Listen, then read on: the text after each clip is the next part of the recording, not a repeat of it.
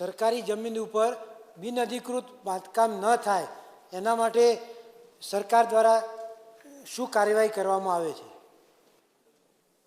માનનીય અધ્યક્ષશ્રી, સરકારી જમીન પર અનધિકૃત દબાણ ન થાય તે બાબતે સરકાર શ્રી જમીન પર થયેલ દબાણો શોધવા તથા નવીન દબાણો થતાં અટકાવવા માટે ઇસરો અમદાવાદના સહયોગથી enhancement of land administration using satellite imagery project રાજ્ય સરકારે અમલીકૃત કરેલ છે.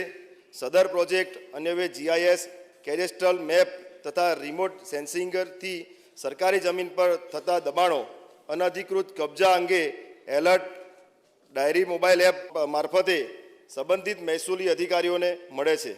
સરકારી જમીનોમાં કોઈપણ પ્રકારના દબાણ ન થાય તે માટે જમીન ફરતે તાર ફેન્સિંગ કરવામાં આવે છે.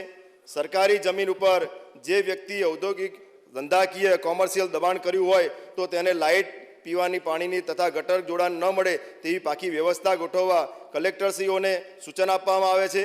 સરકારની જમીન પર નિયમિત રીતે દબાણ અને અનધિકૃત બાંધકામની પ્રવૃત્તિઓ રોકવા માટે દેખરેખ રાખવામાં આવે તે બાબતે મ્યુનિસિપલ કમિશનર, કલેક્ટરશ્રી અધ્યક્ષતામાં સ્પેશિયલ ટાસ્ક ફોર્સનું ગઠન કરવામાં આવે છે.